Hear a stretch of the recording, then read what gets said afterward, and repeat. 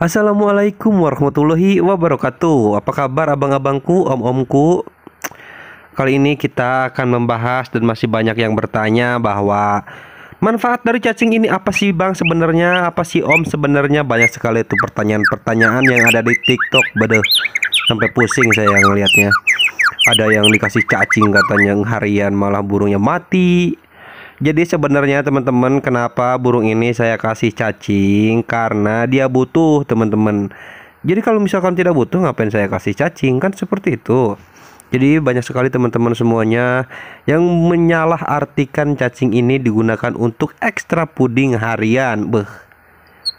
Sebelum itu kita harus tahu dulu teman-teman bahwa kandungan dalam cacing ini memiliki kadar protein yang sangat tinggi.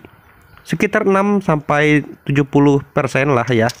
Bisa bilang begitu, bahkan jadi protein tinggi itu manfaatnya sangat banyak sekali. Jadi untuk burung-burung yang habis diumbar, habis lomba pun kita kasih cacing ya teman-teman. Biar apa? Biar untuk meregenerasi otot-otot dan stamina yang terkuras habis setelah lomba atau setelah aktivitas yang membutuhkan energi yang sangat besar.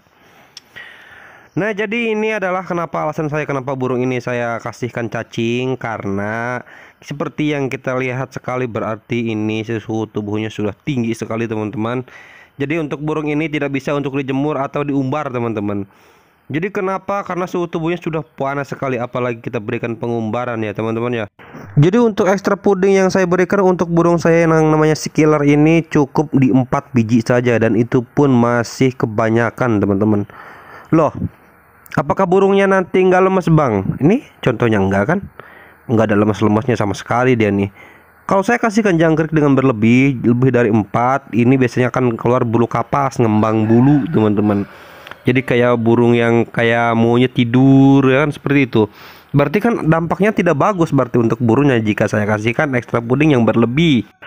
Jadi di pertanyaan di TikTok itu saya lemparkan ke sini teman-teman untuk kita semuanya belajar, semoga bisa bermanfaat untuk kita semua ya.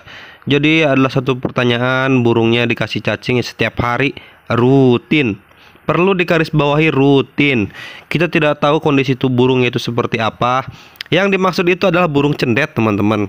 Bisa kalian share lah burung-burung cendet dikasih cacing, apakah kalian pernah mengalami burung cendet dikasih cacing malah mati. Nah, seperti itu. Jadi kan mungkin burungnya itu tidak butuh cacing, dia berikan cacing. Bahkan untuk ekstra puding harian pun dia cacing. Bedeh. Jadi setiap pemberian ekstra puding itu kita harus punya alasan kenapa dikasihkan cacing, kenapa dikasih kroto, kenapa dikasih ulat Hongkong, kan seperti itu teman-teman. Jangan asal kasih cacing, kroto, ulat Hongkong, ulat Jerman, ulat bambu. Jadi kita tuh memberikan ekstra puding pun harus sesuai kebutuhan si burungnya. Jadi kalau misalkan kita memberikan ekstra puding tidak sesuai kebutuhan burung, ya percuma teman-teman, gak jadi apa-apa juga di burungnya. Jadi setiap pemberian ekstra puding itu harus tahu dulu teman-teman. Jadi kandungan di dalam jangkrik itu seperti apa, kandungan kroto itu seperti apa, sifatnya seperti apa, ulat Hongkong sifatnya seperti apa, dan ulat Jerman juga sama aja teman-teman. Jadi kita tuh harus mengetahui dulu ekstra puding yang akan kita kasihkan, kandungan di dalamnya dan efek sampingnya seperti apa. Waduh, karena pengen kasih gacor nih burung, kasih jor kroto secepuk, kasih ulat Hongkong secepuk dengan waktu yang bersamaan.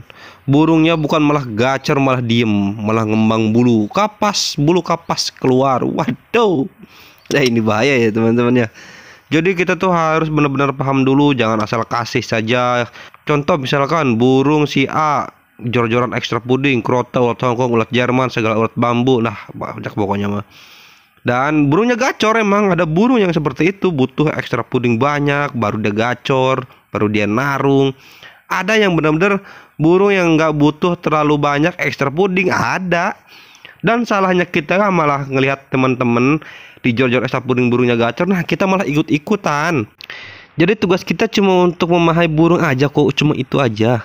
Kalau misalkan dikasih ekstra puding banyak, efeknya gimana? Apakah ada efek bagus sekali buat burung? Apa memang tidak ada sama sekali? Jika memang tambah rusak, jangan diteruskan. Selama kita rawatan jor-jor ekstra puding, seminggu kemudian kita cek hasilnya. Apakah burungnya gacor? Apakah burungnya menampilkan hal-hal yang positif? Nah, itu berarti bisa kita terapkan sampai berkepanjangan.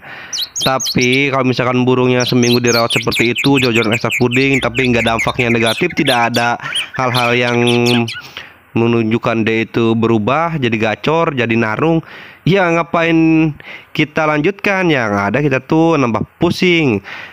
Bahkan kita tuh gini teman-teman, jadi semakin burung nggak bunyi semakin dihajar kan ekstra puding. Bodoh lah, hajar aja terus, siapa tahu nanti bunyi dan hasilnya masih jong buat. Jadi tugas kita sebagai perawat cuma memperhatikan tingkah laku dia setelah kita berikan rawatan, kan seperti itu teman-teman. Jadi kenalilah burung kita masing-masing, burung yang kita rawat. Lebih perhatian lagi teman-teman, perhatikan tingkah lakunya setelah kita memberikan rawatan.